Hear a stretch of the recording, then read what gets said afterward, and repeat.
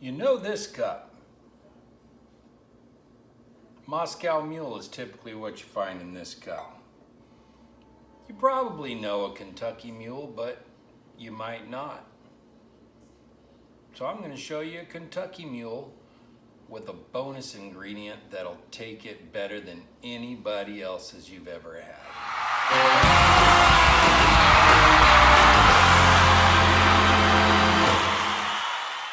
A Kentucky Mule is simply a Moscow Mule, but instead of using vodka, you're using whiskey, bourbon. I like the Moscow Mules,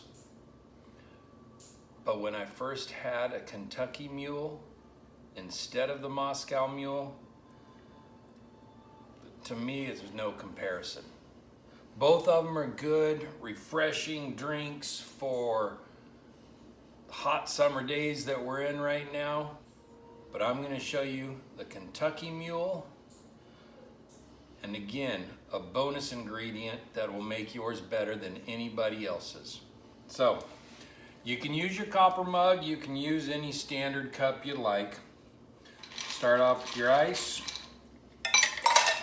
fill it all the way up. Put the ice actually in the cup, not in your hand, not on the cutting board.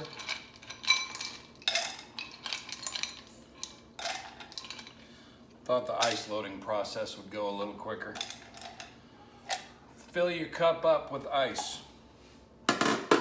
Get your lime, depending on whether you like a little limier or not too limey, will distinguish whether you use like a quarter slice or a half a slice. I like a half a slice in mine. So put your fresh lime in there. There's a quarter of one. There's the other quarter to make it a half. And you can leave the peel in from one of them to give it a nice little garnish. You also need your ginger beer, and I think that is what makes my Moscow Mules a lot better than most, is the type of ginger beer I use. I have a couple of favorites, but this one by far is the best to me. Fever Tree is a good one, but this Q, I forgot to pull it out.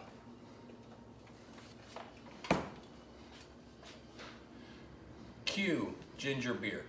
It's a little spicier, a little gingier, and when I say spicy, it's more on the carbonated, gingery kind of spice, not hot. So you're going to use, if you can find the cans are the perfect size as opposed to the bottles. I get these actually at the Walmart neighborhood market, but I have started seeing them at Vaughn's, Albertsons. I've been seeing them at a lot more places. I think I even saw them at Target also. But you can either pour in 2 ounces so that you have it perfectly measured, or if you can balance it out, start with your ginger beer and start pouring that at the same time, your whiskey at the same time, and do a slow pour on the bourbon, and you can top it with your ginger beer, and if it comes pretty much right to the top, you know you got a perfect pour. Here's the bonus ingredient. There's my cat Ferb. Hi Ferb. He came in to say hi, make a guest appearance.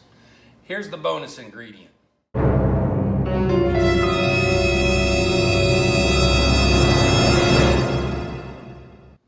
St. Germain's. Take a good look at that pretty bottle. St. Germain's. It's not cheap, but it lasts a long time. You don't use a whole lot in every drink. All you're gonna do, go ahead and take a sip. It's good there, but you sip it down, and just a top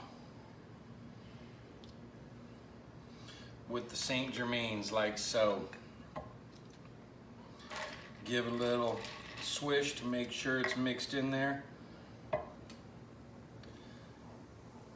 That is going to be the best Kentucky Mule you've ever had in your life.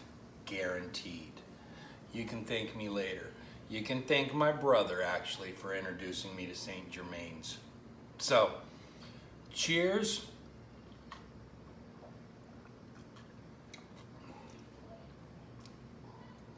Oh, definitely take a little sip down before you add the Saint Germain's, and then sip it again afterwards, and you'll see the difference. You'll see what it adds. It's an elderberry liqueur, elderflower liqueur actually, and it is really good.